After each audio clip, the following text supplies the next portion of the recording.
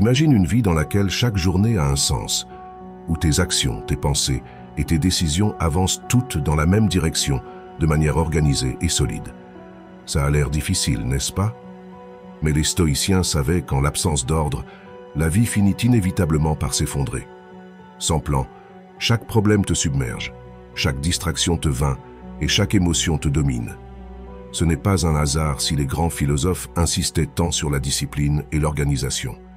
Aujourd'hui, je vais te dévoiler 12 leçons essentielles du stoïcisme pour que tu puisses prendre le contrôle total de ta vie.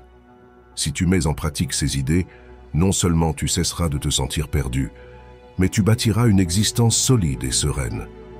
Avant de commencer, dirige-toi vers les commentaires et écris « Aujourd'hui, je m'engage à mettre de l'ordre dans ma vie ».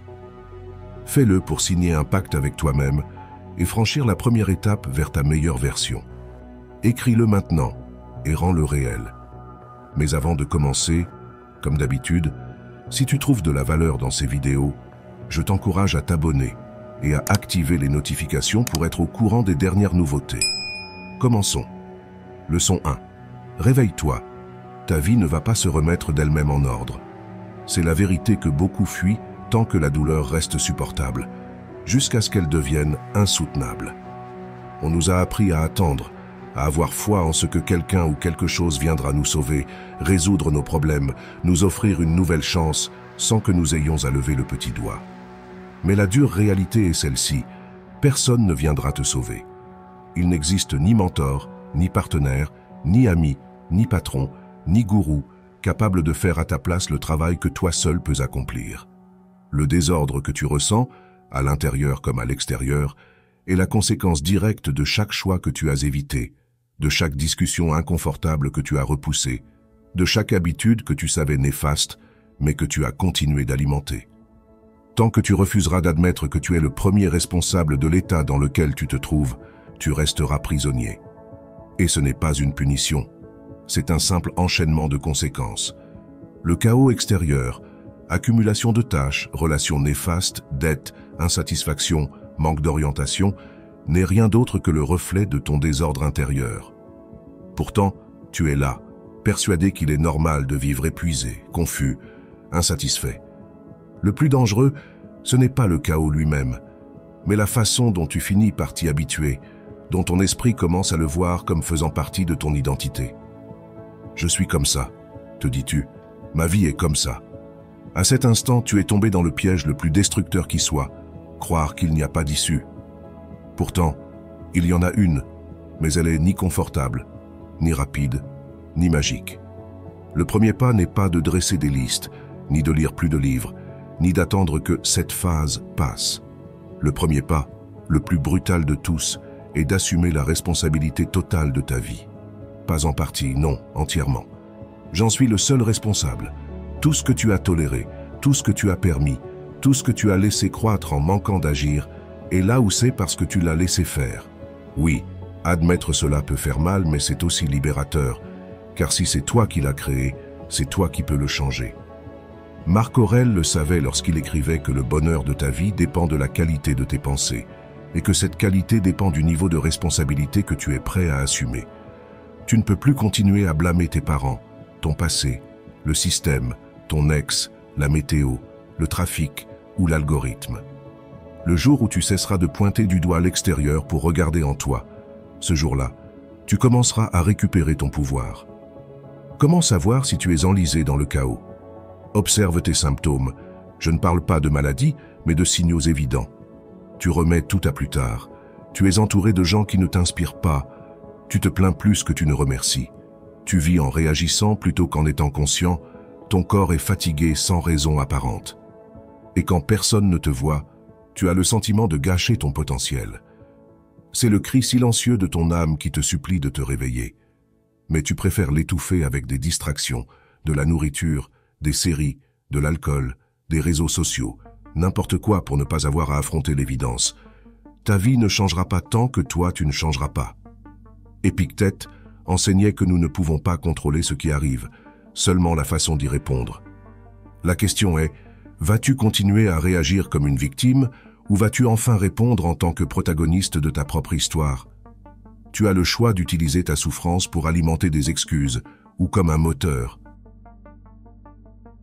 Personne ne te relèvera. Ce n'est pas une raison pour abandonner, mais pour te renforcer. Parce que si tu fais le premier pas, si tu prends le commandement, tout commence à changer. Pas parce que le monde devient plus juste, mais parce que toi, tu deviens plus fort. Le monde reste pareil, mais tu n'es plus la même personne. Aujourd'hui est le jour où tu te tiens devant le miroir sans tricher, où tu cesses de te mentir, où tu fais ce que tu sais devoir accomplir. Tu n'as pas besoin d'être motivé, simplement d'en avoir assez de rester pareil. Réveille-toi. Ta vie ne va pas se remettre d'elle-même en ordre. Lève-toi, prends le contrôle et commence à bâtir la version de toi à laquelle tu as droit. Ce ne sera pas facile, mais ce sera le tien. Si tu te sens concerné, ne passe pas outre. File dans les commentaires et écris « Aujourd'hui, je prends le contrôle ». Que cela soit ton premier acte de responsabilité.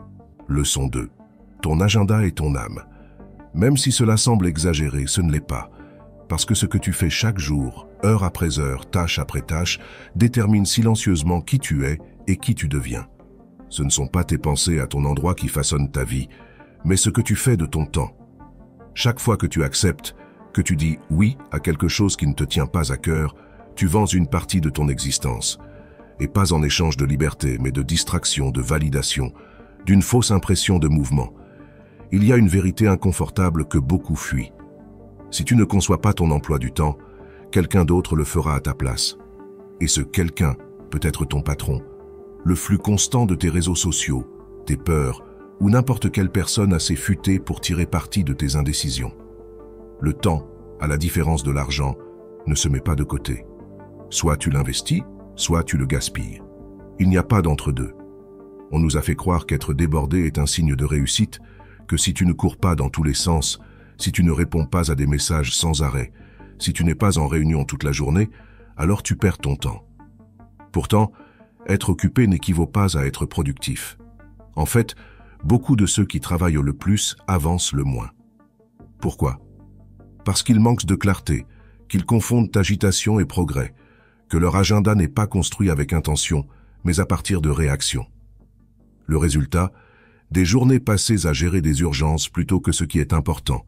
Les semaines se répètent, et les années s'envolent en te laissant l'impression d'avoir fait énormément de choses, sans avoir accompli grand-chose. Marc Aurèle le disait déjà depuis des siècles. N'agis pas comme si tu devais vivre 10 000 ans. La mort te talonne. Autant que tu respires, autant que c'est possible, sois bon envers toi-même. Être bon envers toi-même suppose de respecter ton temps. Ton calendrier ne devrait pas être une prison, mais le reflet de tes priorités les plus profondes. La plupart des gens ne programment pas leur journée, ils la subissent. Ils se lèvent, puis consultent immédiatement leur téléphone, offrant au monde un accès direct à leur attention. Dès là, tout se fait en roue libre.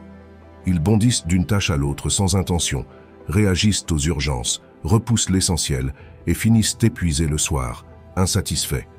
Cela te parle? Alors tu as besoin de plus qu'une liste de tâches. Tu as besoin d'une philosophie de vie appliquée à la maîtrise du temps. Cela commence par une question d'une sincérité implacable. À quoi ressemblerait ma journée si je me respectais vraiment? Si tu considérais à sa juste valeur ton énergie, ton esprit, tes rêves, à quoi dirais-tu oui et à quoi dirais-tu non? Concevoir un planning qui fonctionne pour toi ne consiste pas à le surcharger d'activités. C'est apprendre à choisir avec conscience. Il s'agit de donner la priorité à ce qui te rapproche de la vie que tu désires bâtir et de supprimer sans culpabilité ce qui fait simplement remplissage. Parfois, la meilleure manière d'être productif, c'est de déterminer tout ce que tu ne feras pas. Commence modestement. Bloque des moments pour réfléchir, créer, prendre soin de ton corps.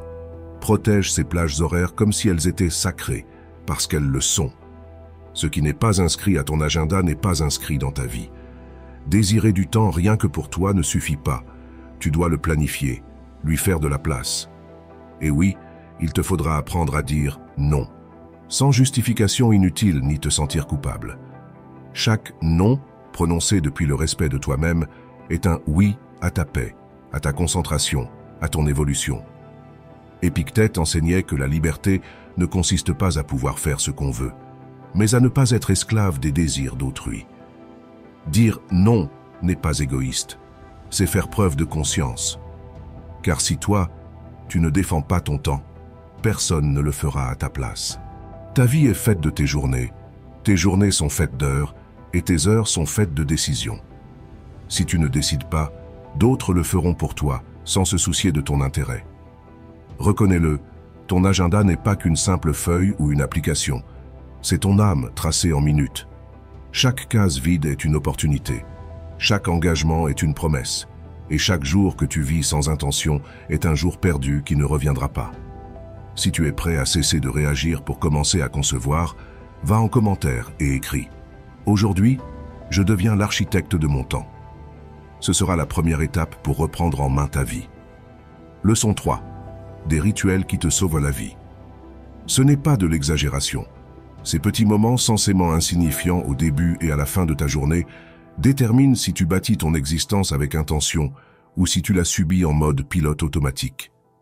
Les 30 premières minutes après ton réveil et les 30 dernières avant de dormir sont sacrées. Ce sont les portes par lesquelles entre l'énergie qui façonne ta journée ou le chaos qui la détruit. Ce que tu fais au réveil n'est pas un détail, c'est une déclaration. Tu dis au monde et à toi-même qui est aux commandes. Et si ton premier réflexe consiste à allumer ton téléphone, à te plonger dans tes messages, les infos, les réseaux ou les urgences en attente, tu viens de céder le gouvernail de ta vie à des forces extérieures. Tu as abdiqué ta clarté mentale avant même de prendre ton premier café. La même chose se produit le soir. Si tu termines ta journée les yeux rivés sur un écran, absorbé par des informations inutiles, dans la comparaison ou en fuyant le silence avec des distractions, tu clôt la journée avec un mental saturé et un corps agité. Tu ne te reposes pas, tu te contentes de fuir. Les stoïciens savaient que tout commence dans les détails. Marc Aurèle commençait ses journées en se rappelant qu'il était fait pour agir avec vertu, et non pour céder au confort de désirs éphémères. Toi aussi, tu peux reprendre la main sur ton temps et ton mental en choisissant de ritualiser ton réveil et ton coucher. Il ne s'agit pas de calquer une routine parfaite issue d'un livre, mais bien de concevoir tes propres rituels, en accord avec tes aspirations, ce que tu veux cultiver. Peut-être s'agira-t-il d'écrire tes pensées avant que le tumulte du monde ne vienne les étouffer. Peut-être liras-tu quelque chose qui enrichisse ton esprit, respireras-tu en silence, étireras-tu ton corps dans le respect, ou simplement regarderas-tu par la fenêtre pour te souvenir que tu es vivant. Le soir, tu peux avoir besoin de mettre par écrit ce que tu as appris, de remercier pour ce qui s'est passé, ou simplement d'observer tes ressentis sans juger. Clore ta journée avec intention, comme on baisse le rideau, en sachant qu'il y aura une nouvelle représentation le lendemain. Ce genre de rituel ne se contente pas d'apaiser l'esprit, il forme le cerveau à trouver l'ordre au milieu du chaos. Le problème, c'est que nous avons sous-estimé le poids du quotidien. Nous pensons qu'il faut une révélation ou un retournement monumental pour changer de vie, alors qu'en réalité, ce sont les petits gestes répétés avec conscience qui lui donnent forme. Ces premières et dernières décisions de la journée ont un effet domino. Si tu commences dans désordre, tout le reste sera entraîné par le désordre. Si tu termines dans l'agitation, tu ne te reposes pas et tu entres dans la répétition de l'anxiété le lendemain. C'est pourquoi il est indispensable de chasser les distractions avant qu'elles ne te chassent et ne te détruisent. Ton téléphone en soi n'est pas le problème. Le problème, c'est la relation que tu entretiens avec lui. Les notifications ne sont pas l'ennemi. L'ennemi, c'est ta dépendance à leur égard. Chaque fois que tu choisis une distraction, tu déclares « Ceci mérite davantage mon attention que ma paix, ma clarté, mon objectif. » Et ce choix, répété tous les jours, détruit insensiblement ta vie. Tu ne pourras prétendre à une existence riche si tu ne domines pas les premiers et les derniers actes de ta journée. Le reste varie, travail, relations, responsabilités. Mais ces deux moments, le lever et la clôture, doivent t'appartenir, être sacrés, non négociables. C'est là que tu sèmes la graine de la présence, du calme et de la concentration. Conçois ton propre système de rituel personnel. Ne copie pas celui d'un autre. Demande-toi, de quoi ai-je besoin pour commencer ma journée en paix? Qu'est-ce qui m'aide à la terminer dans la sérénité? Invente ta formule, protège-la, qu'elle fasse partie de ton identité. Quand ces rituels deviennent naturels, tu remarques quelque chose d'important. Les journées cessent de ressembler à un champ de bataille continu et commencent à se dérouler comme quelque chose que tu diriges. Non pas parce que tout est parfait, mais parce que tu ne subis plus la force d'inertie. Si tu es prêt à cesser de survivre à tes journées pour commencer à les vivre dans un but précis, va en commentaire et écris. À partir de maintenant, mes rituels sont sacrés. Que cela marque le premier pas pour exercer le contrôle là où tout commence réellement. Tes matins et tes soirs. Leçon 4. Ton environnement reflète ton esprit. Ce n'est pas une simple métaphore. C'est un fait que tu peux vérifier immédiatement. Regarde autour de toi, ton bureau, ta chambre, ta cuisine, ta voiture. Que vois-tu? Du désordre, du bric-à-brac, des objets éparpillés depuis des jours, des semaines, voire des mois? Rien de tout cela n'est anodin. C'est le prolongement visible de ce qui se passe en toi. Et même si tu essaies de te convaincre que ta créativité a besoin de ce chaos, ou que tu rangeras quand tu auras le temps, la vérité, c'est que ce désordre extérieur nourrit ton désordre intérieur. Chaque objet hors de sa place, chaque coin négligé, chaque espace en attente d'une décision indéfiniment reportée épuise ta force vitale, insidieusement. Tu ne t'en rends pas compte sur le moment, mais tu le ressens. Un manque de clarté, une forme d'anxiété diffuse, de la fatigue sans motif apparent. Ton environnement sabote ton équilibre émotionnel, et si tu ne t'en occupes pas, tu demeureras coincé.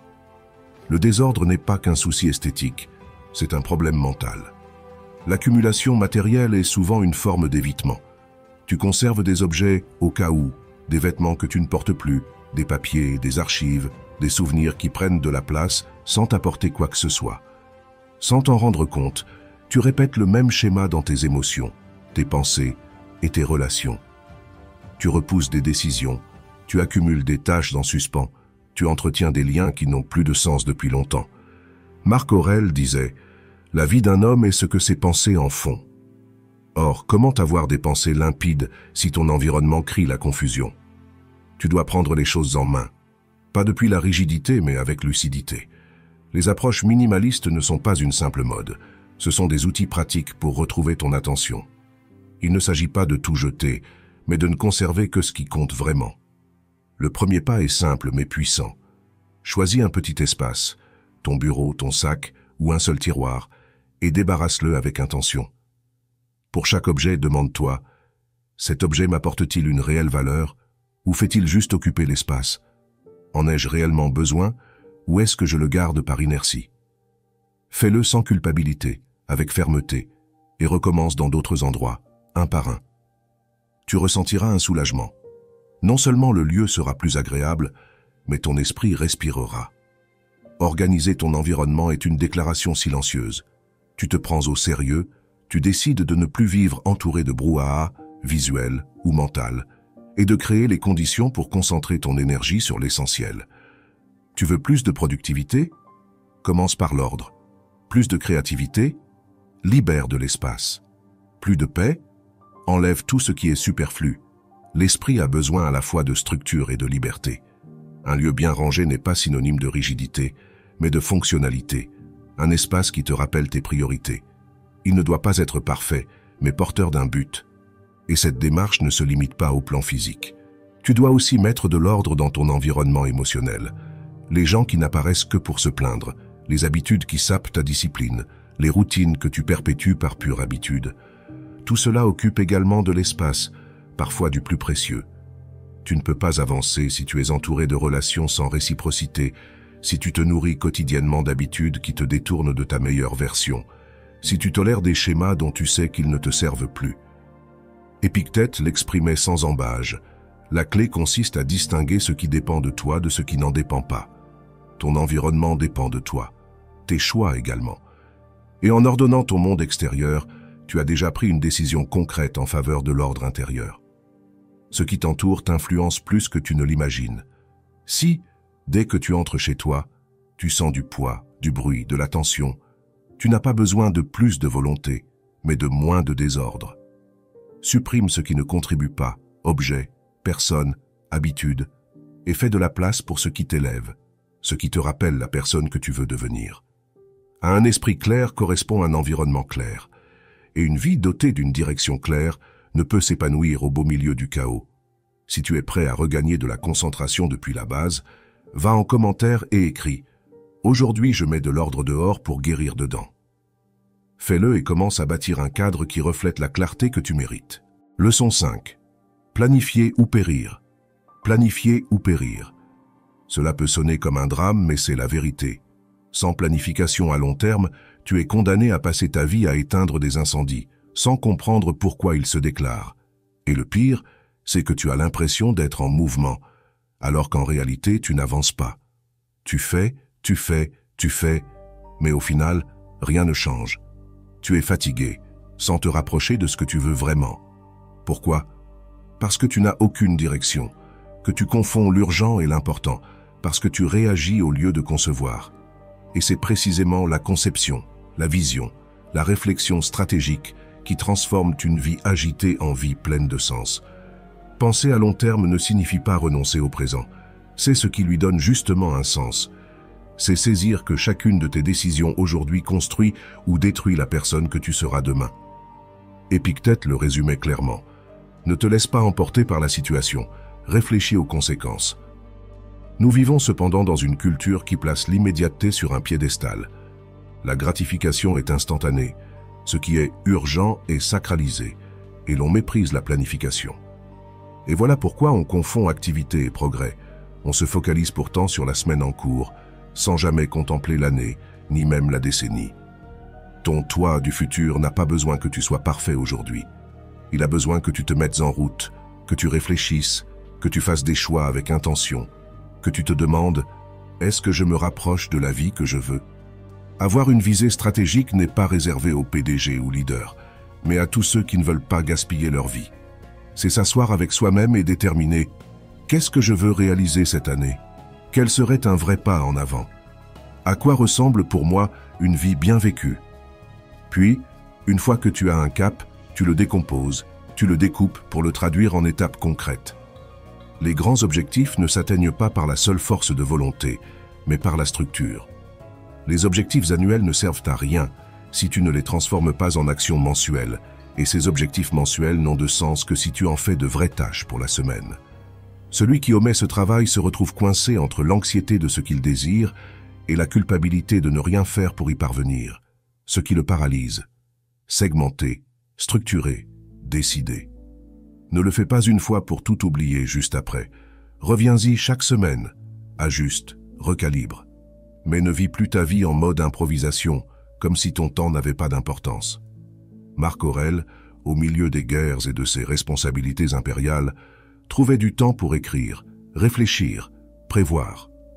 Pourquoi ne pourrais-tu pas en faire autant toi qui n'es pas encore empereur? La planification ne fait pas que te donner une direction, elle te procure aussi la paix.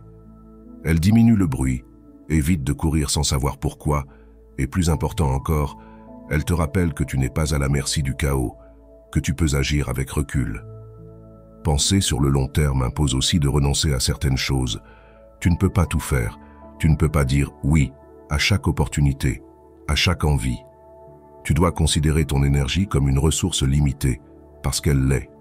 Et si tout est important, alors plus rien ne l'est vraiment. Il te faut choisir, te focaliser. Chaque fois que tu dis oui à quelque chose sans y réfléchir, tu dis non à ce qui pourrait véritablement changer ta vie. L'art de planifier est aussi l'art de hiérarchiser, et cela exige du courage. Le courage de décevoir les attentes des autres pour honorer ta vision intérieure. Ne confonds pas mouvement et progrès. Être occupé ne signifie pas progresser. Seul celui qui planifie, évalue et rectifie peut certifier « Aujourd'hui, je suis plus avancé qu'hier ». Le reste n'est qu'une illusion de progrès, un épuisement sans lendemain, un effort sans objectif. Planifie ou péris. Pas parce que tout se déroulera comme prévu, mais parce que sans plan, tu te transformes en satellite, tournant autour de l'urgence, de l'extérieur, du trivial. Si tu es prêt à cesser d'improviser pour commencer à construire ta vie avec une vraie vision, va en commentaire et écris « À partir d'aujourd'hui, mon futur a un plan ». Ce sera la première étape pour arrêter de survivre et commencer à être le chef d'orchestre de ton existence. Leçon 6. Ce que tu consommes influence ta pensée. Ce n'est pas une passade ou quelques jolis termes de productivité. C'est une nécessité urgente. Car même si tu ne t'en rends pas compte, ce que tu consommes chaque jour avec tes yeux et tes oreilles façonnent peu à peu ton esprit, ton humeur et ta manière de réfléchir. Je ne parle pas seulement de nourriture, mais aussi de ce que tu vois sur les réseaux sociaux, de ce que tu entends aux infos, de ce que tu lis, des gens à qui tu parles, de tous ces stimuli que tu laisses entrer sans filtre dans ton système nerveux. Nous vivons à une époque où l'abondance d'informations est le nouveau poison. Comme tout poison, il se déguise en plaisir. Tu te sens diverti, informé, connecté, mais peu à peu tu deviens plus anxieux, plus dispersé, plus dépendant du bruit. Tu ne le vois pas, mais ton esprit ne se repose jamais. Tu ne supportes plus le silence et tu ressens le besoin de combler le moindre espace vide par quelque chose. Une vidéo, une notification, une opinion étrangère. C'est ainsi que tu perds le plus précieux de tes biens, ton attention. La dopamine est un neurotransmetteur lié au plaisir et à la motivation. C'est lui qui te fait te sentir bien quand tu obtiens quelque chose, quand tu reçois des likes, quand tu fais défiler un flux d'actualité ou que tu cliques sur des gros titres accrocheurs. Mais si tu n'en as pas conscience, tu deviens esclave de stimuli qui ne t'apportent qu'un plaisir instantané, tout en voilant ta capacité de concentration. C'est pourquoi tu as besoin d'une diète de dopamine. Non pour renoncer à la technologie, mais pour rééduquer ton cerveau à de nouveau apprécier le silence, la lecture profonde, une conversation sans interruption, à travailler sur un projet important sans chercher toutes les 5 minutes une bouffée de nouveautés. Car tant que ton esprit sera saturé de microstimuli, il sera incapable de soutenir son attention sur ce qui compte vraiment. Interroge-toi avec honnêteté. Ce que je consomme au quotidien nourrit-il mon esprit ou le remplit-il simplement de bruit?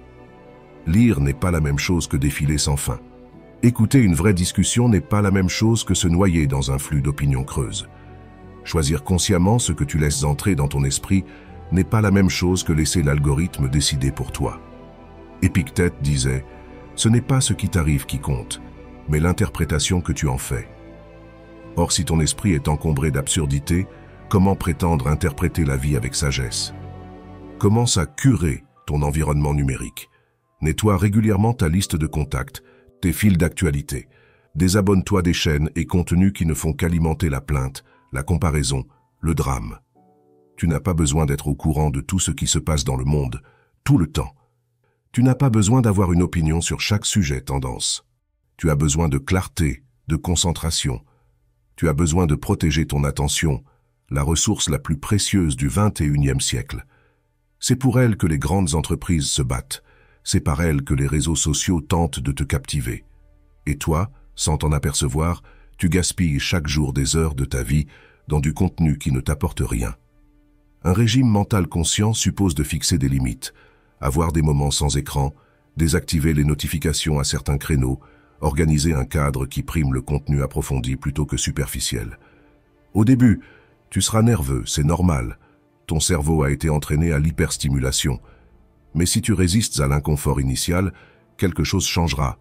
Tu penseras plus clairement, prendras de meilleures décisions, te concentreras plus facilement, et tu deviendras plus maître de toi parce que le bruit aura baissé et que ta voix intérieure sera plus audible. Marc Aurèle n'avait pas Instagram à gérer, mais il savait déjà qu'il faut cultiver son esprit rigoureusement. « L'âme se teinte de la couleur de ses pensées », écrivait-il. Aujourd'hui, on pourrait dire « ton âme se teinte du contenu que tu consommes ». Tu ne peux pas être en paix si tu nourris ton esprit de chaos. Tu ne peux pas avoir de but si tu le gaves de distraction. Tu ne peux pas y voir clair si tu arroses la graine de l'anxiété à coups de dopamine bon marché. Si tu es prêt à prendre le contrôle de ton attention et à commencer une vraie diète mentale, va en commentaire et écris « Je choisis de nourrir mon esprit avec intention ». Ce sera ton premier geste de liberté dans un monde qui veut te garder distrait. Leçon 7. Les relations toxiques n'occupent pas d'espace physique, mais créent le même désordre mental. Elles ne prennent pas la forme d'une pièce en désordre, mais induisent les mêmes effets dans ton esprit. Confusion, épuisement, manque de clarté. Ce sont des liens qui passent pour normaux, voire nécessaires, mais qui, jour après jour, grignotent ton énergie, ton estime de toi et ta concentration.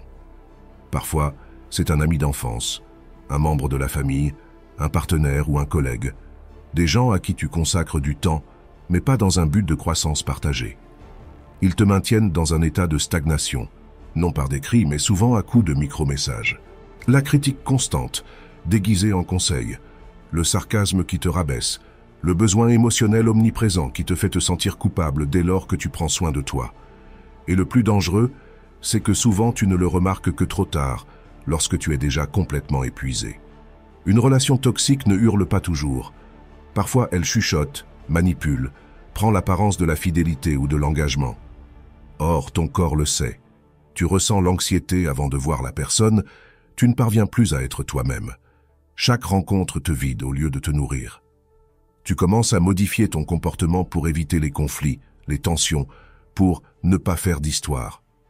Ce n'est pas de la connexion, c'est une prison émotionnelle. Marc Aurèle disait « Tu dois protéger ton esprit plus que toute autre chose, car c'est de lui que dépend ta vie. » Entouré de gens qui sèment le doute, l'insécurité ou la culpabilité, ton esprit se transforme en un champ de bataille permanent. Le premier pas est d'identifier ces liens, pas en les jugeant, mais avec lucidité. Demande-toi, est-ce que je me sens plus léger ou alourdi après avoir passé du temps avec cette personne? Puis-je m'exprimer librement ou dois-je constamment faire attention à mes propos? Cette personne me pousse-t-elle à grandir ou sabote-t-elle mes efforts au nom d'un soi-disant réalisme?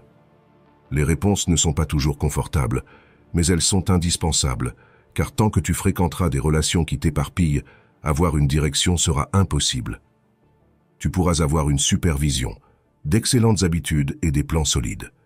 Si ton entourage n'est pas en phase avec ta croissance, tu finiras bloqué. Et voici un point essentiel, fixer des limites radicales. Pas des limites passives, ni de longues justifications. Des limites claires, fermes, et si besoin définitives. Tout le monde ne mérite pas d'avoir accès à toi. Tout le monde ne peut pas entrer dans ton espace mental et émotionnel sans tri. Tu as le droit de choisir avec qui tu partages ton temps, ton énergie, ta vulnérabilité. Épictète le disait avec sagesse, ne laisse pas n'importe qui entrer par la porte de ton jugement conscient. Ce n'est pas de l'égoïsme, c'est prendre soin de ta santé mentale, c'est de l'amour-propre. C'est comprendre que ta paix vaut plus que tout lien fondé sur l'habitude ou le passé. Il ne suffit pas d'éliminer ce qui est toxique. Il faut cultiver des relations qui t'aident à t'ordonner intérieurement.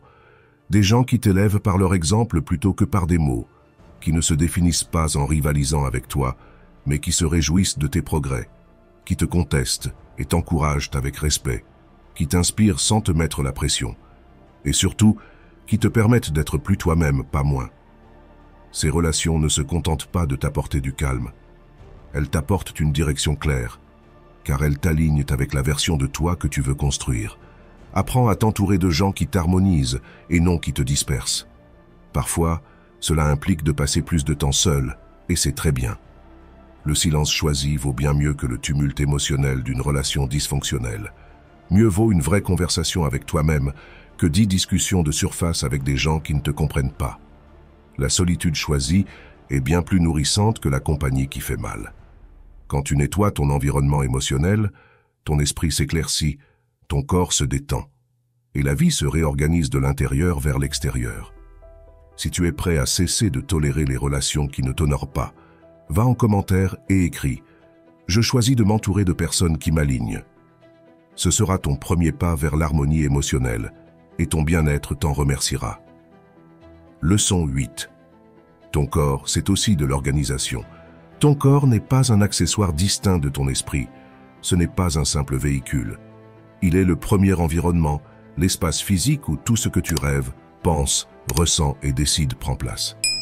Le négliger ou le traiter comme quelque chose de secondaire est une erreur qui, tôt ou tard, te coûtera cher, car l'état de ton corps conditionne directement ta clarté mentale, ton énergie, ta capacité de concentration et ton équilibre émotionnel. Comment espérer de la concentration, de la sérénité, de la volonté si ton corps est exténué, enflammé, déconnecté de toi? La liaison est profonde. Quand ton corps bouge, ton esprit se réorganise. Le sport n'a pas pour seule finalité l'apparence ou la santé physique. C'est un outil quotidien de nettoyage mental. Chaque fois que tu fais bouger ton corps, tu purges des tensions accumulées, tu augmentes la dopamine naturellement, tu oxygènes le cerveau, tu améliores ton humeur. Pas besoin de t'entraîner comme un athlète olympique ni de te compliquer la vie. Prends de petites habitudes quotidiennes. Marcher avec conscience, t'étirer au réveil, soulever quelques poids de manière raisonnée, pratiquer une respiration profonde en bougeant. L'important, ce n'est pas l'intensité, c'est la constance. Le mouvement quotidien n'est pas un caprice, c'est un acte d'organisation intérieure. Le repos est tout aussi essentiel. Nous vivons dans un monde qui voue un culte au fait d'être constamment actif, qui jauge ta valeur personnelle à ta productivité, mais qui oublie que la récupération n'est pas une perte de temps, c'est un investissement dans ta clarté. Un esprit saturé n'a pas besoin de davantage de café, mais de plus de sommeil réparateur. Un corps fatigué n'a pas besoin de plus de motivation, il a besoin de répit. Marc Aurèle le comprenait. N'use pas tes forces au-delà de tes limites naturelles. Le repos, le sommeil récupérateur et les pauses conscientes sont les fondements essentiels d'une vie bien orchestrée, pas des luxes. Tu ne peux pas non plus parler d'organisation corporelle sans aborder l'alimentation. Manger ne concerne pas seulement ton corps, c'est aussi directement lié à ton esprit. Les sucres raffinés, les produits ultra transformés, l'alcool excessif n'abîment pas que ton apparence. Ils sapent aussi ta clarté, ton énergie, ton focus. Voilà pourquoi mieux manger n'est pas qu'une démarche esthétique, c'est une stratégie mentale. Une alimentation organisée, riche en aliments réels, en nutriments que réclame ton cerveau, est un acte de respect profond envers ton potentiel. Ne mange pas pour combler des manques affectifs, mange pour mieux réfléchir, mieux agir, te sentir plus fort à tous les niveaux. Ton corps est le récipient de ta vie. Comme tout récipient, s'il n'est pas entretenu, il se détériore. Il ne s'agit pas d'aspirer à la perfection physique, mais de cultiver un état corporel qui te soutienne et te serve de base à tout le reste. Un esprit brillant enfermé dans un corps faible restera limité. Un grand objectif soutenu par un corps fragile courra toujours un risque. L'ordre commence à la maison. Et ton corps, c'est ta première maison. Pas de radicalité, mais de la conscience. Bouger chaque jour, donner la priorité au sommeil, manger intelligemment, respecter les cycles naturels de ton énergie, bâtir un mode de vie physique qui, loin de t'accabler, te soutient. Quand ton corps va bien, ton esprit a l'espace nécessaire pour mieux réfléchir, mieux décider, mieux créer. Si tu es prêt à traiter ton corps comme le premier acte d'organisation de ta vie, va en commentaire et écris. Aujourd'hui, je commence à ordonner mon énergie de l'intérieur. Ton esprit, ton objectif, ton avenir te remercieront. Leçon 9. Organise tes finances. Finances chaotiques, vie chaotique. Une vérité inconfortable que beaucoup préfèrent ignorer jusqu'à ce que ce désordre financier leur explose au visage. Car l'argent, même s'il n'est qu'un moyen d'échange, impacte toutes les sphères de ton existence. Ta paix mentale, tes choix, tes relations, ta capacité à te projeter dans le futur. Si tu ne mets pas d'ordre dans tes finances, ce sont elles qui organiseront ta vie, mais pas pour ton bien. Vivre au bord du gouffre, à compter tes sous, à craindre chaque facture, chaque imprévu, ça n'a rien de la liberté. C'est une prison invisible qui te maintient toujours dans l'angoisse, la réaction et la restriction. Et même si tu te dis que tout ne tourne pas autour de l'argent, la vérité est que sans contrôle financier, il est quasiment impossible de maîtriser quoi que ce soit d'autre. La première étape n'est pas de gagner plus, ni de demander une augmentation, ou de lancer une start-up du jour au lendemain. La première étape, c'est de construire un système de pilotage financier, même minimal. Savoir ce qui entre, savoir ce qui sort, et savoir à quoi tu dépenses chaque centime. Ce n'est pas palpitant ni glamour, c'est juste de la discipline, c'est du respect pour ton énergie. Chaque pièce qui te passe entre les mains représente une partie de ta vie investie. Si tu ne la gères pas avec soin, c'est ta propre énergie que tu méprises. Marc Aurèle disait qu'il faut traiter son esprit comme un objet sacré. Aujourd'hui, on pourrait y ajouter qu'il faut traiter son argent avec la même vénération, car il reflète ton esprit en acte, qu'il soit ordonné ou brouillon. Le contrôle financier ne consiste pas à tout restreindre, ni à vivre dans la pauvreté, mais bien à acquérir de la lucidité. Chaque dépense a un sens. Apprendre à dépenser intentionnellement et non par pulsion. Car chaque fois que tu achètes pour étouffer une émotion, pour combler un vide, pour impressionner les autres, tu perds non seulement de l'argent, mais aussi du contrôle. Et le contrôle que tu abandonnes dans ces petites décisions se transforme en crise quand le chaos atteint son paroxysme. Combien de fois as-tu justifié un achat en disant « je le mérite », alors qu'en réalité, tu te payais de l'anxiété en perspective. Épictète enseignait la distinction entre ce qui dépend de nous et ce qui n'en dépend pas. Tes habitudes de dépenses dépendent de toi, tes décisions financières aussi. Ordonner tes finances suppose également d'éliminer les dettes mentales, les engagements non tenus, les factures en suspens, les promesses financières que tu traînes mois après mois comme un fardeau insidieux. Il ne s'agit pas seulement de dettes d'argent, mais aussi de ce stress permanent, cette pensée qui te rappelle que tu dois quelque chose, que quelque chose de non résolu te vole ta tranquillité. Chaque dette que tu portes, perçue ou non, occupe un espace dans ton esprit, te fatigue, t'use, t'empêche de te concentrer. Te délivrer de ce poids n'est pas juste un acte financier, c'est un acte de préservation mentale. Et comme pour tout dans la vie, tu commences petit.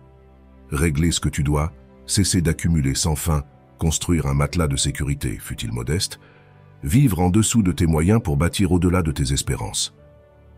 Le désordre financier n'est pas seulement un souci pratique, c'est le reflet de certains mécanismes mentaux à corriger. Quand tu t'appliques à cela, tout se métamorphose.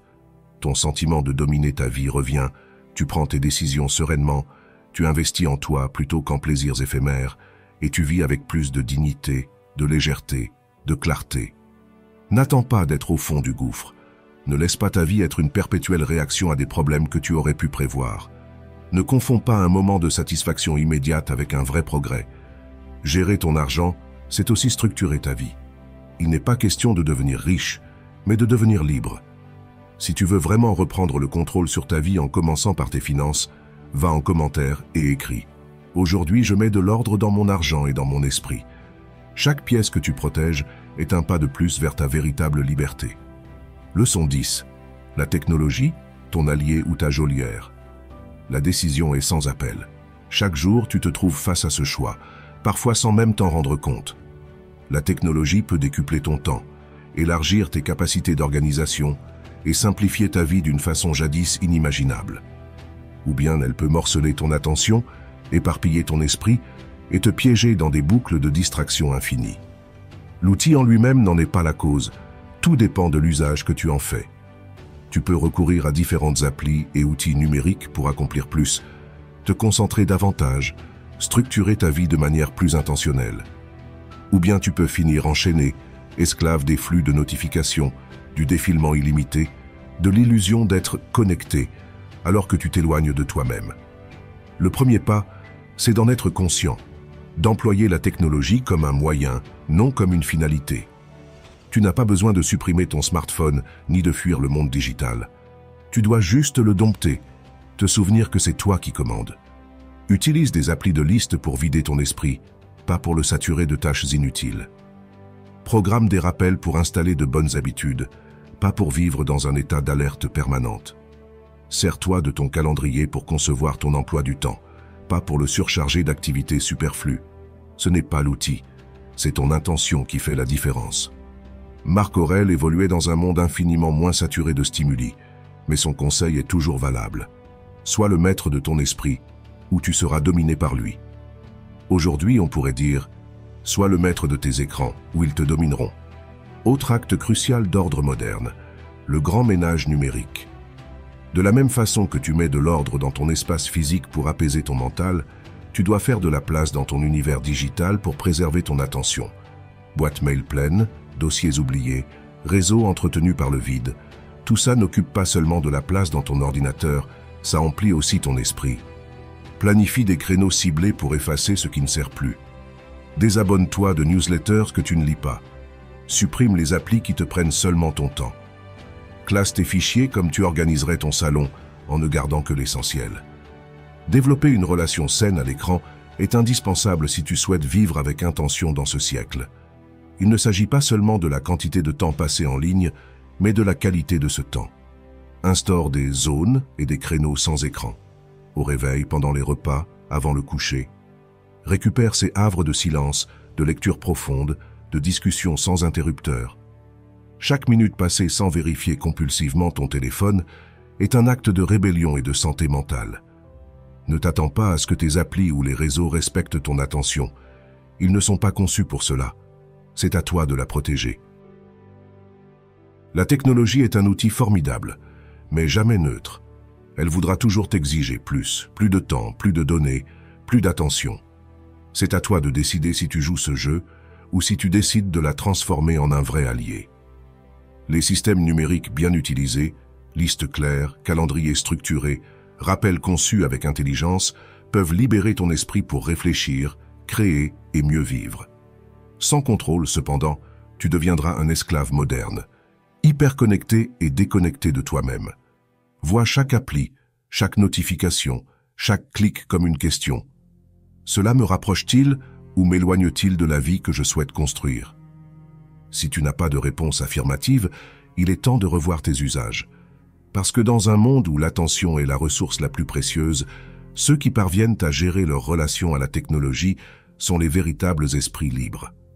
Si tu es prêt à ne plus être l'esclave de tes écrans et à les utiliser comme des alliés stratégiques, va en commentaire et écris « Aujourd'hui, je prends le contrôle de ma technologie ».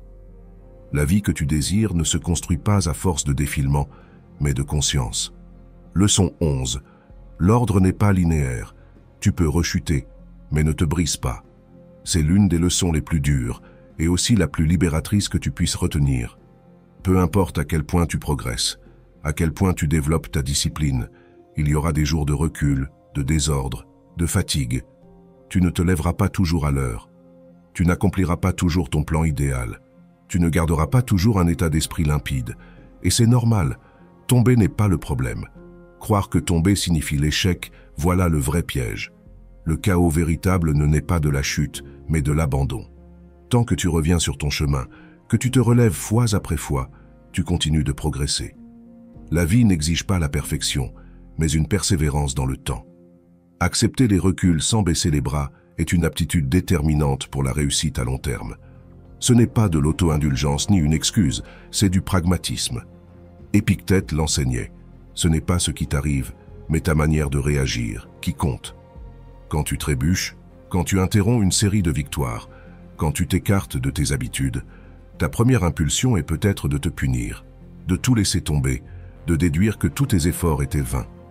Cette histoire, c'est un piège. Chaque chute est une possibilité de redémarrer, et les redémarrages délibérés constituent l'un des pouvoirs les plus sous-estimés à ta disposition. Ne cherche pas à te sentir motivé, ni à ce que tout soit de nouveau parfait. Décide tout simplement de repartir, dès aujourd'hui, avec ce que tu as, d'où tu es. La véritable discipline n'est pas rigide, mais flexible. Une structure sans inflexibilité. Un arbre trop rigide se brise dans la tempête, un arbre qui plie mais ne cède pas survit.